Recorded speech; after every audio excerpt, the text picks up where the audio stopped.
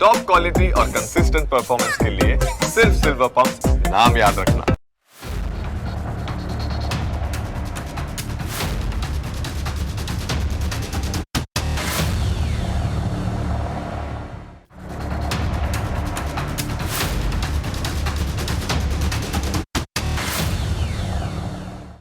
દેશનું સૌથી સ્વચ્છ શહેર આમ તો ઇન્દોર ગણાય છે. સળંગ 8 વર્ષ સુધી ઇન્દોરને ભારતનું સૌથી સ્વચ્છ શહેર જાહેર કરવામાં આવ્યું છે. અહીંના રસ્તાઓ ચમકે છે, કચરાનો બરાબર નિકાલ થાય છે, હવા પણ એકંદરે શુદ્ધ છે. નેતાઓ માળા પહેરે છે, પુરસ્કાર મેળવે છે. બહારથી તો બધું ઠીકઠાક લાગે, પરંતુ અંદરખાને હકીકત ડરામણી છે. હમણાં જ ઇન્દોરની પોલ ખુલી. અહીંનું પાણી ઝેરી છે. અહીંની ભાગીરથપુરા વસાહતમાં નળોમાં ઝેરી પાણી વહ્યું, જેના લીધે અત્યાર સુધીમાં 12 લોકોએ જીવ ગુમાવ્યા છે. ઇન્દોરના લોકો છેલ્લા અનેક દિવસોથી ઝેરી પાણી પીવા માટે મજબૂર છે. આ પાણીમાંથી દુર્ગંધ પણ ખૂબ મારે છે. 12 લોકોએ જીવ ગુમાવ્યા, જ્યારે 100થી વધારે લોકો હોસ્પિટલોમાં જિંદગી અને મોતની વચ્ચે ઝૂલી રહ્યા છે. અહીં ડાયરિયા અને તાવના અનેક કેસીસ સામે આવ્યા છે. શરૂઆતમાં તો માત્ર 3 લોકોના મોતની જ વાત કહેવામાં આવી હતી. ધીરે ધીરે સ્થાનિક લોકો પાસેથી માહિતી મળવા લાગી. એ રીતે મોતનો આંકડો વધતો જ ગયો. હોસ્પિટલોમાં પણ દર્દીઓની સંખ્યા વધી રહી છે. મામલાની ગંભીરતા સમજીને પ્રદેશના મુખ્યમંત્રી ડૉક્ટર મોહન યાદવ બુધવારે ઇન્દોર પહોંચ્યા. સરકારી અધિકારીઓ જ આ મામલે સંપૂર્ણપણે જવાબદાર છે. મુખ્યમંત્રીએ ફટકાર લગાવ્યા બાદ હવે અધિકારીઓ ભાગીરથપુરા વસાહતમાં ઘરે ઘરે જઈને સર્વે કરવા લાગ્યા છે. અત્યાર સુધીમાં 2700થી વધારે ઘરનો સર્વે કરવામાં આવ્યો. 12,000 લોકોના હેલ્થ ટેસ્ટ કરવામાં આવ્યા. ગંભીર દર્દીઓને હોસ્પિટલ પહોંચાડવામાં આવી રહ્યા છે. ઇન્દોર મહાનગરપાલિકાને આ સમસ્યાથી ઝાઝો ફરક પડતો નથી. તેઓ તો એટલું જ જુએ છે કે બહારથી ઇન્દોર ચમકવું જોઈએ. તમે જુઓ કે મહાનગરપાલિકાના અધિકારીઓ કઈ હદ સુધી લાપરવાહી દાખવી રહ્યા છે. અહીં નર્મદાના પાણીની પાઇપલાઇન પર શૌચાલય બની ગયા. આ શૌચાલયનું દૂષિત પાણી પીવાના પાણીની લાઇનમાં મિક્સ થઈ ગયું. 12 લોકોએ જીવ ગુમાવ્યા બાદ પોલ ખુલી ગઈ. આ તો એક જ વિસ્તારની વાત છે. કોણ જાણે ઇન્દોરના કેટલા વિસ્તારોમાં વર્ષો સુધી પાઇપલાઇનોમાં ઝેર ભળી રહ્યું હોય છે.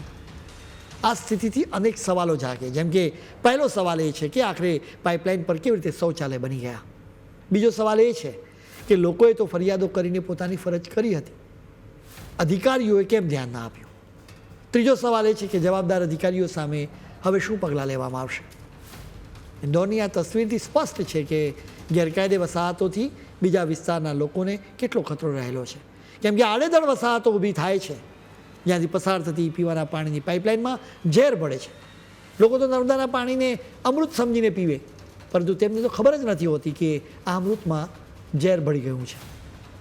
ભાગીરથપુરા સહિત ઇન્દોરમાં અનેક ગેરકાયદે વસાહતો છે. 1975ની આસપાસ ભાગીરથપુરામાં લોકો ગેરકાયદે વસવા લાગ્યા. આખી વસાહત ગેરકાયદે હતી.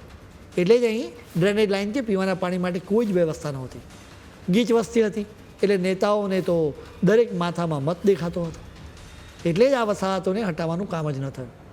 કોઈ જ જાતનું પ્લાનિંગ કરવામાં ન આવ્યું. રસ્તાઓની આસપાસ જ નર્મદા અને ડ્રેનેજ લાઇન બેસાડવામાં આવી હતી. ઇન્દોર મહાનગરપાલિકાનું ધ્યાન શહેરને ચમકાવવા પર જ હોય એમ બધું લાગે. ભાગીરથપુરામાં છેલ્લા 1 વર્ષથી ગંદા પાણીની સમસ્યા છે. અહીંની લાઈનો 30 વર્ષ કરતાં વધારે જૂની છે. આ પાઇપલાઇનમાં ગાબડા પણ પડ્યા છે. છેલ્લા 2 મહિનાથી તો મહાનગરપાલિકાને અનેક ફરિયાદો કરવામાં આવી, પરંતુ અધિકારીઓએ ધ્યાન ન આપ્યું. આમ તો મહાનગરપાલિકાની ચૂંટાયેલી પાંખે તો ભાગીરથપુરાની વસાહતની લાઇન બદલવા માટે ઓગસ્ટમાં જ મંજૂરી આપી દીધી હતી, પરંતુ અધિકારીઓએ એની ફાઇલ જ આગળ નહોતી વધારી. વસાહતમાં ડ્રેનેજની મુખ્ય પાઇપલાઇન બિછાવવામાં આવી, પરંતુ એની સાથે જ જોડનારી જૂની લાઈનો હજુ નાખવામાં નથી આવી.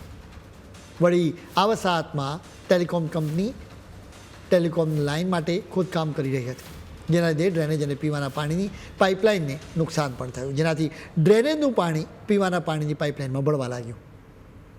ઇન્દોર શહેરમાં નર્મદાના પાણીના 5 લાખ કરતાં વધારે કનેક્શન છે. જલુદ ખાતેથી દરરોજ 40 કરોડ લીટર પાણી શુદ્ધ કરીને શહેરની 50 ટાંકીઓમાં ભરવામાં આવે છે. આ 50 ટાંકીમાંથી પાણીની લાઈનો દ્વારા લોકોના ઘર સુધી પાણી પહોંચાડવામાં આવે છે. અનેક વિસ્તારોમાં પીવાના પાણીની લાઈન અને ડ્રેનેજ લાઈન રસ્તાની નીચે આજુબાજુમાં છે, જ્યારે ડ્રેનેજ લાઇનમાં લીકેજ થાય ત્યારે તે ગંદુ પાણી નર્મદાની લાઇનમાં ભળી જાય. શહેરમાં અનેક જગ્યાએ ડ્રેનેજ ચેમ્બર ચોક થઈ જાય છે, જેના કારણે લાઈનોમાં ગંદા પાણીનું દબાણ વધે. જૂની લાઈનોમાં આ દબાણને લીધે લીકેજ થાય. આસપાસની નર્મદા લાઈનો હોય તો એમાં આ પાણી ભળી જાય. આ માત્ર ઇન્દોરની વાત નથી, બલકે ભારતમાં અનેક શહેરોમાં ડ્રેનેજની લાઈન અને પીવાના પાણીની લાઈન સાવ બાજુમાં હોય છે. જૂની પાઇપલાઇનો, પ્લાનિંગ વિના બનાવવામાં આવેલા રસ્તાઓ તેમજ જવાબદારીના નામે સાવ મોટું મીંડું. આવી સ્થિતિ બીમારીઓ અને મોત માટે સીધું આમંત્રણ છે. આવી સ્થિતિમાં બે જવાબદાર અધિકારીઓને સજા થવી જ જોઈએ, નહીં તો ઝેરી પાણી લોકોના જીવ લેતું જ રહેશે.